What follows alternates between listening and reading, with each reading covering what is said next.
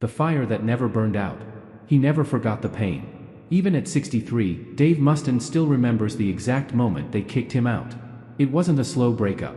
It wasn't a calm conversation. It was a cold, sudden decision, made behind his back, while he was asleep on a couch. When he woke up, it was already over. They handed him a bus ticket. No warning. No discussion. No second chance. Just like that, Dave was no longer in Metallica. It was April 1983. Metallica had just arrived in New York to record their debut album.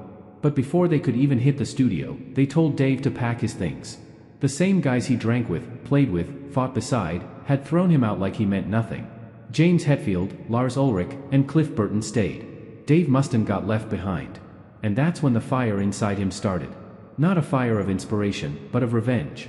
He rode the long bus ride back to California, with no music, no money, and no band. But the entire time, he kept one thought in his head. I'll make a band better than Metallica. Nobody believed he could. He had no songs, no members, no label. All he had was anger. But it was enough. That anger grew into Megadeth. A band born out of rejection.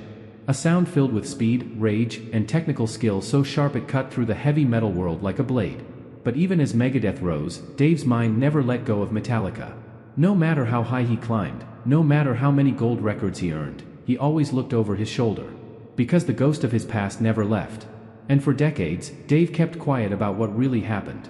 Why they truly kicked him out. What they said behind his back. And the things they did that no one outside the band ever knew. Until now. At 63, Dave Mustaine finally broke his silence.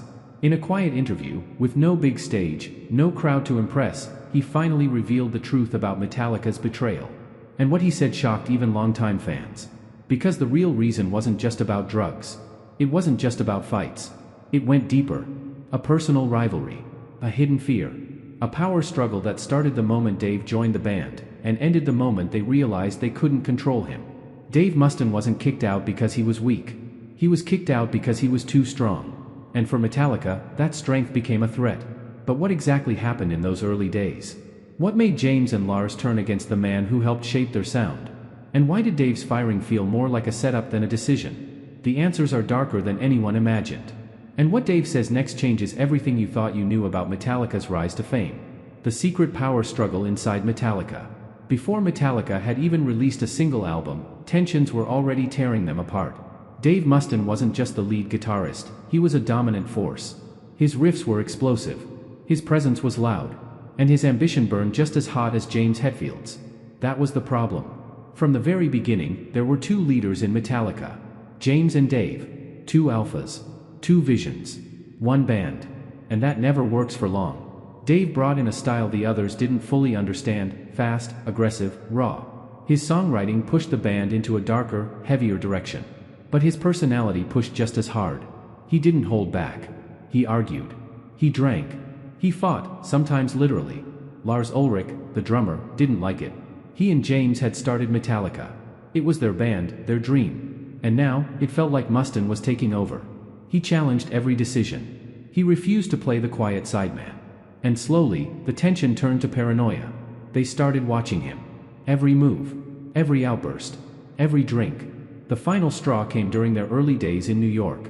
The band was crashing at a friend's place, living poor, but chasing a dream. Dave had a temper, and the others had had enough.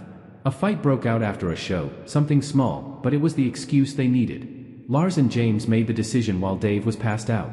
They didn't wake him up to talk. They didn't give him a warning. They gave him a bus ticket back to California. Dave woke up alone, and Metallica was already moving on without him. It felt like betrayal. But it also felt like something deeper. They wanted control, Dave would later say. And I was uncontrollable. In truth, the early Metallica didn't have room for two leaders. Lars was building the empire. James was his partner in power. Dave was too wild, too independent, too unpredictable. So they cut him loose. But here's what they didn't expect. The riffs Dave had written for Metallica's early songs stayed in the band. Songs like The Four Horsemen, Jump in the Fire, Phantom Lord, all had Mustaine's fingerprints on them. He helped build Metallica's foundation. And they never gave him credit. For years, Dave stayed silent about this. He let the Metallica myth grow. Let them take the spotlight. But deep down, the bitterness grew. In interviews, he sometimes hinted at it. But he never told the full truth. Until now. In a 2025 podcast, Dave finally opened up. Not just about being fired, but about the way Metallica treated his legacy. They used my work. They erased my name. And the world never knew. His voice didn't shake with anger anymore. It was something worse, regret. But that regret didn't stop him. Because while Metallica was becoming the biggest metal band in the world, Dave Mustaine was building something even more dangerous. A revenge project so powerful, it would change heavy metal forever. Megadeth, born from revenge. When Dave Mustaine stepped off that bus in California, he had nothing. No guitar, no gear, no money. Just a head full of rage and hands that refused to quit. Most people would have given up. But Dave wasn't most people. He wasn't going to disappear quietly. He was going to fight back. In the heat of his anger, he scribbled 3 words on paper: Megadeth shall be the arsenal of democracy. It was a phrase from a political pamphlet. But to Dave, it sounded like destiny. He shortened it to just one word: Megadeth. And that's how it began. He didn't waste time. Within weeks, Dave started auditioning musicians. He didn't want just anyone. He wanted killers, players who could go faster, harder, and louder than Metallica. He met bassist David Ellefson, a teenager who lived below him. They plugged in together and immediately clicked. The sound was tight, sharp, brutal. It wasn't Metallica, it was something nastier. Their first shows were raw chaos. No stage show, no fancy lights, just noise and fury. But fans felt something different. There was pain in the music. Precision. Every riff felt like a punch. Every lyric was a scream from someone who'd been betrayed. And slowly, the world took notice. In 1985, Dave released Killing Is My Business, and Business Is Good. It was aggressive, messy, and loud, but it made a statement: Dave Mustaine was back. But Metallica was still rising. That same year, they released Ride the Lightning, and critics were calling them the future of metal. The comparisons were impossible to ignore. The press loved to stir the pot: Megadeth versus Metallica, who's faster? Which band will win the metal war? To Dave, it wasn't a competition. It was personal. He poured his fury into every album. Peace sells, but who's buying? So far, so good? So what? Rust in peace. Every record sharpened the sound. Every tour brought in more fans. And behind every chord was one message: you shouldn't have kicked me out. But while Megadeth climbed, Dave's demons followed. Addiction. Ego. Fights with bandmates. His need to beat Metallica became an obsession. Some nights, he would stare at the stage after a show and ask himself, did I finally do it? Am I better than them now? The answer was never enough. Metallica was playing stadiums. Megadeth was still in theaters. And then came the breaking point: the Black Album. In 1991, Metallica released the album that would make them legends. It sold millions. Songs like Enter Sandman and Nothing Else Matters were playing on every radio station. Metallica became a global brand. Dave was crushed. I built the foundation, he said in interviews. And they got the castle. But what fans didn't see, what Dave hid for years, was how much it broke him. Every success of Metallica felt like a slap. Every time someone called them the greatest, it reopened the wound. Until something changed. A shift that no one expected. Because at his lowest point, Dave had an experience that forced him to finally confront his past. Not with anger, but with truth. The moment that changed everything. It happened in 2002, nearly 2 decades after that bus ride. Dave Mustaine was in a hospital bed. His arm, his left arm, was completely numb. A freak injury had damaged a nerve, and the doctors gave him the one sentence every guitarist fears most: you may never play again. For Dave, it was like losing oxygen. He had built his life on 6 strings. His identity, his revenge, his survival, all tied to the guitar. Now, that lifeline was slipping away. He was 41 years old, alone, and broken. And in that silence, without a guitar, without a stage, without fans screaming his name, something shifted. For the first time, Dave wasn't thinking about Metallica. He was thinking about himself. He thought about the anger that had driven him. The years spent chasing shadows. The relationships he destroyed trying to prove he was better. And the music that had once been his escape, now felt like a prison. Lying in that hospital bed, Dave didn't feel powerful. He felt empty. I realized I was still letting them control me, he said later. Not with words. Not with actions. Just by living in my head. That was the moment everything changed. He began therapy. He started talking, not shouting. He reconnected with old bandmates. He gave interviews where he admitted his pain instead of hiding behind pride. And most shocking of all, he reached out to James Hetfield. It was a quiet meeting. No cameras. No press. Just 2 broken men, now older, now humbled, sitting across from each other. Dave didn't yell. James didn't justify. They just talked. Talked about the past. The pressure. The fear. The decisions they made when they were kids with guitars and big dreams. And in that conversation, something rare happened in rock history. Forgiveness. No public apology. No grand reunion. But forgiveness. And it changed everything. Dave still played hard. Still wrote brutal riffs. Still pushed Megadeth forward. But the obsession was gone. He no longer wrote songs just to outshine Metallica.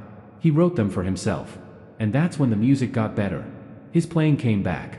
Slowly. Painfully. But it came back. He relearned his own songs, note by note, like a beginner. And when he finally returned to the stage, fans noticed something different. He was smiling. For the first time in decades, Dave Mustaine wasn't chasing ghosts. He was free. But the story doesn't end there. Because years later, after making peace with Metallica, Dave discovered something shocking, something buried deep in the early recordings, something that proved his name had been erased, not just from credits, but from history. And this time, he wasn't going to stay silent. He was ready to expose the final truth. The erased legacy. Dave Mustaine always knew they had used his work. From the early days, songs like The Four Horsemen and Jump in the Fire carried his DNA. But when he checked the credits on Metallica's debut album, Kill 'Em All, his name was either buried, or missing completely. At first, he told himself to move on.